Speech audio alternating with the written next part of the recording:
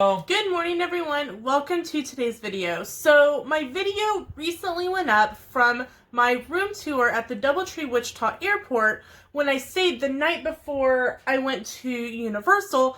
And we also have another one, and I'll link both of them in the description below, when we stayed there before our 2019 trip to Disney.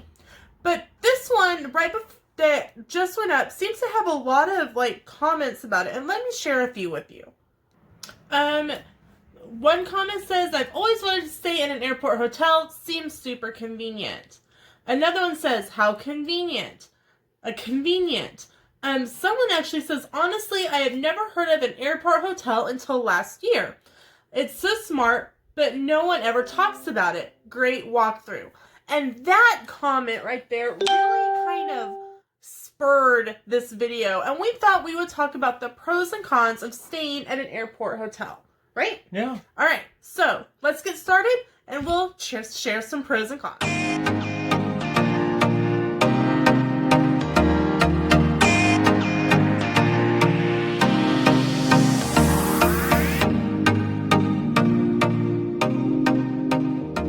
Okay, so first we're going to talk about the cons of staying at an airport hotel. One major con is really the extra price of having to add in extra expenses for pretty well a full day, because you have your dinner out, you have the price of the hotel itself, you have some places won't have breakfast as well, so then you're also paying for breakfast. Right. But with that, you do have the ability to kind of check around, because I know in Wichita, even the ones that aren't close to the airport do have an airport shuttle. They do.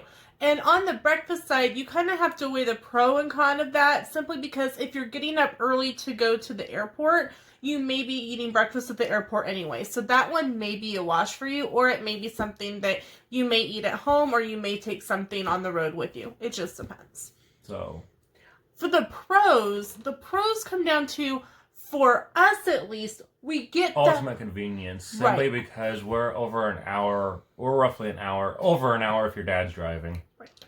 From the airport.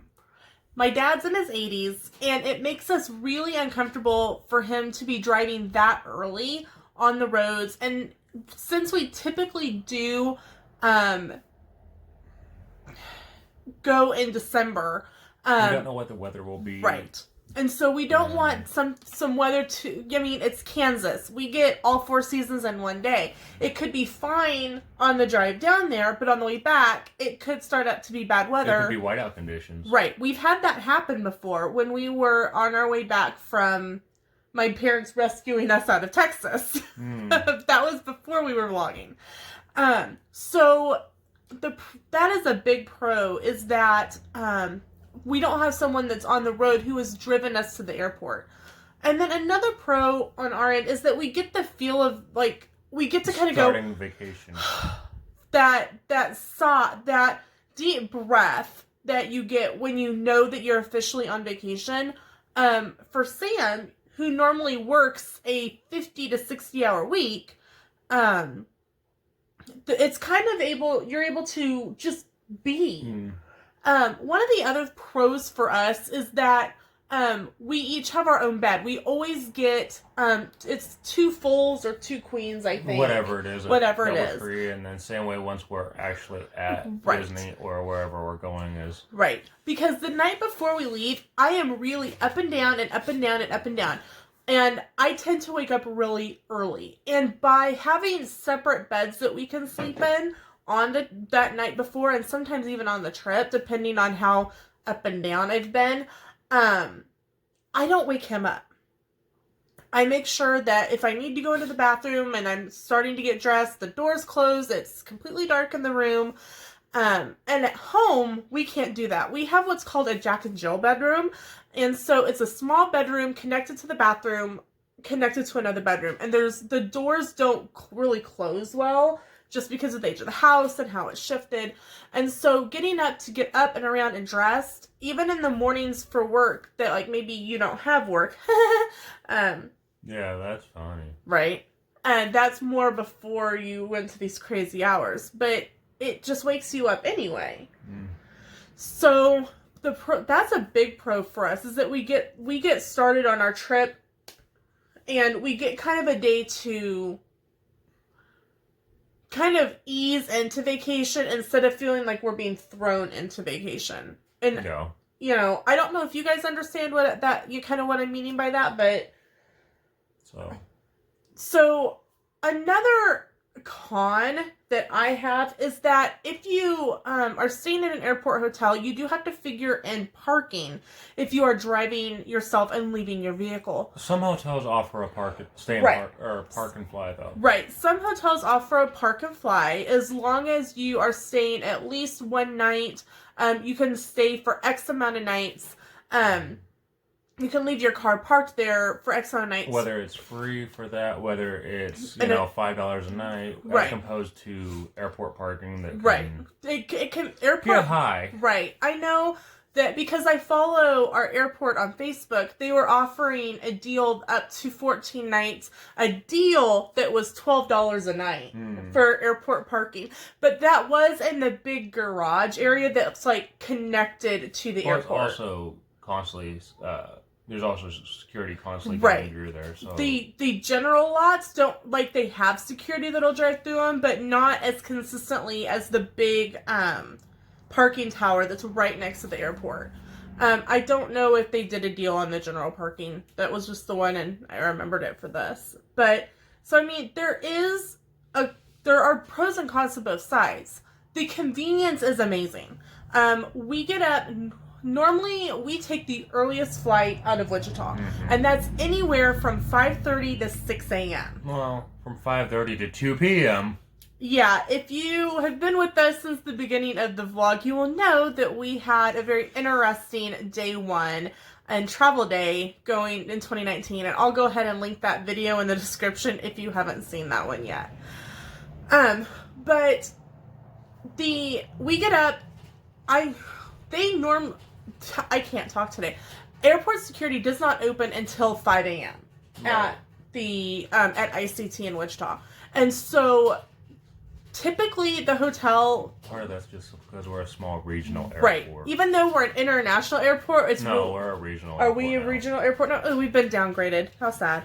They don't open until 5. But thankfully, when security opens, food opens. Hey, Orlando, open up your food. That would be nice. That would be fantastic. We typically get up around 3:30 to 4 in the morning because we are downstairs by about 4:30, 4:45. And even though it's like right across from the airport, it's about a 10-minute drive because it kind of winds around and loops and overs and unders. And you're going, it's right there. I could walk faster, but you can't. You can't just walk over there because it's like through a lot of parking lots. So we're normally there by 4:45 in the morning. And we go through screening, we go through security, we get our breakfast. There's a Dunkin' Donuts, a Chick-fil-A that's normally open that early. There's only two. Right. And there's then, the embassy newsstand or whatever it is has their small snack stuff and soda drinks and the Ale and Brew House, I don't remember exactly what it's called.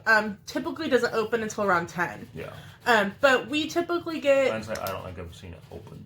No, that's at least on our flights out. Right. It's normally open It's normally open by the time we fly in, but not when we fly out. But it's super convenient to just go through security and grab breakfast because the DoubleTree does not offer breakfast. I know the Hampton Inn, which is a little. It's not too far, honestly. No, it's not too much farther away, but they have what they call a grab-and-go breakfast, and we actually experienced what that was when we were on a trip during the holidays to Kansas City, and I will link that in the description below, because they typically have, during not, crazy, virus times, they have a breakfast buffet. And it's got like oatmeal and eggs and bacon and sausage and all that kind of stuff. But right now they're only offering the grab and goes. And it's got a piece of fruit. And it could be anything from an apple to an orange to a banana. A muffin. A big Otis Spunkmeyer muffin. And a bottle of water. And so if you don't want the extra expense of having to purchase breakfast at the airport and you're looking for a hotel, definitely weigh your options of if they offer a breakfast or not. And if they say breakfast starts at 6 and you go to you need to be at the airport earlier, it never hurts to say, hey, I have a flight that leaves at 6. I need to be at the airport at 5. Do you offer something for early? Well, if they got a flight at 6, they need to be there at 4. Right. But for a bigger airport. Our small airport, we typically can get away with being there at 5. Well, yeah. I mean, our small airport, we could be there at 5:30 and get on the plane at 5:45. Yeah, in theory. But make sure to ask and say, hey, do you offer a grab-and-go breakfast for those who have an early flight that starts that leaves before your breakfast buffet starts? 9 times out of 10, they're going to say, yes, we have a grab-and-go option. You just typically need to let them know the night before. Yeah, and give them a little heads up. That way they can pull something together instead of trying to rush to pull something together that morning. When I talked to the Hampton down in Wichita, because it was an option that I was going to do on this trip, they said they actually will give it to you the night before so that you have it. So definitely make sure to talk to the front desk if they do a breakfast option and you're not going to be there when it opens. So I hope that this pros and cons video helped you a little bit. I hope it gave you some things to think about. If you have questions that we didn't answer, please leave them in the comments below. We'd be happy to do a part 2 of this or do some way of answering your questions about staying in a hotel connected to an airport. Yeah, because like the Hilton and MCO is part of the airport. Right. And where ours is across the street. Right. And I know at that one, pre-2020, you could actually pay, like if you got there at 9 a.m. and your flight didn't leave until 1, you could actually pay an X amount for a room for that time frame. Like maybe to like take a nap, watch TV, have a place to relax. So you just can put your luggage there. I don't know if that may not be going on right now with the pandemic. Right.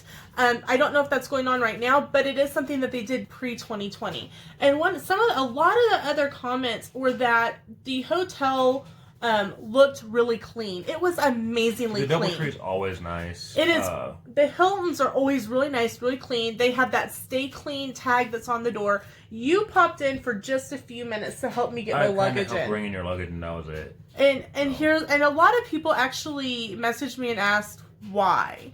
And he left. And it is simply because he didn't want to stay because he knew he would be sad that he wasn't going. I'm saying I wasn't going. Why would I want to stay and prepare myself for a vacation? Pumped up that he wasn't going on. So that's why he didn't stay. I did get that question a lot.